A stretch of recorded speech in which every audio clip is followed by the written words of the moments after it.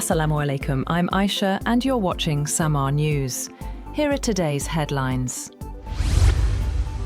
US President Donald Trump has said the United States hasn't even started destroying what's left in Iran, reiterating vows to increase the ferocity of attacks on its infrastructure as dozens of countries sought ways to restart vital energy shipments through the Strait of Hormuz. He wrote on social media that Iran's bridges were next, then electric power plants, adding that Iran's leadership knows what has to be done and has to be done fast. He earlier posted video of the US bombing a newly constructed bridge between Tehran and the major northwest suburb of Karaj.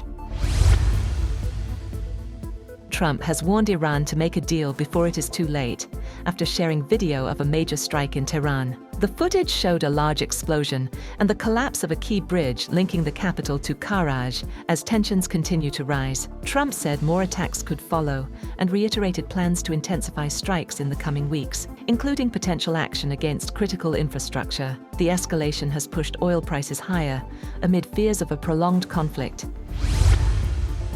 Meanwhile, Iran has rejected claims by President Trump of decisive victories, calling them false and misleading. Officials in Tehran say the country's military capabilities remain intact, with senior figures including Mohammad Javad Zarif dismissing the remarks as empty rhetoric. Iran's military command has also warned that the United States and Israel have not destroyed its core defense systems. The exchange comes as missile attacks continue, and the conflict enters its fifth week with no clear end in sight.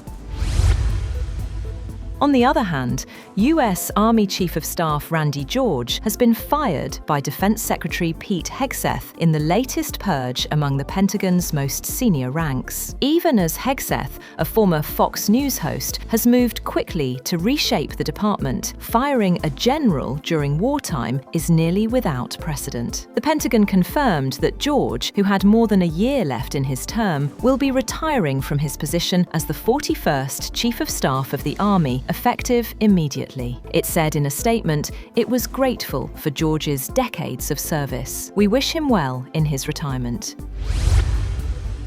Trump is also set to unveil a $1.5 trillion defense budget request for the next fiscal year, by far the largest year-over-year increase in defense spending in the post-World War II era. Funding for Trump's marquee but controversial $185 billion Golden Dome missile defense shield is expected to be included in the budget request, as well as Lockheed Martin F-35 jets and warships. Procurement of Virginia-class submarines, as well as other top shipbuilding priorities, is expected. US President Donald Trump has signaled that the United States is set to complete its main objectives in the Iran conflict within the next 2 to 3 weeks, describing the measures as necessary to neutralize Iran's threat to regional and global security. Speaking in a primetime address, he warned that US forces would continue aggressive operations against Iranian targets. Trump told the nation that US forces had delivered swift, decisive, overwhelming victories during the past 32 days of strikes. He added that the temporary spike in US gasoline prices was a direct result of Iranian attacks on commercial tankers, not the US strategy, and criticized allies for relying on oil from the region. UN Secretary-General Antonio Guterres has warned the Middle East is on the brink of a wider war, urging the United States and Israel to halt the conflict. Speaking at the United Nations, he said the crisis is worsening, with growing civilian suffering and rising risks to global stability. He also cautioned that disruptions in the Strait of Hormuz could drive up food and energy prices worldwide. On the other hand, Gulf countries are revisiting plans to build pipelines that bypass the Strait of Hormuz, as the conflict with Iran disrupts key energy routes. Officials say new infrastructure may be the only way to reduce dependence on the strait, which carries a major share of global oil and gas supplies. Previous projects stalled due to high costs and political hurdles, but renewed tensions are forcing a rethink.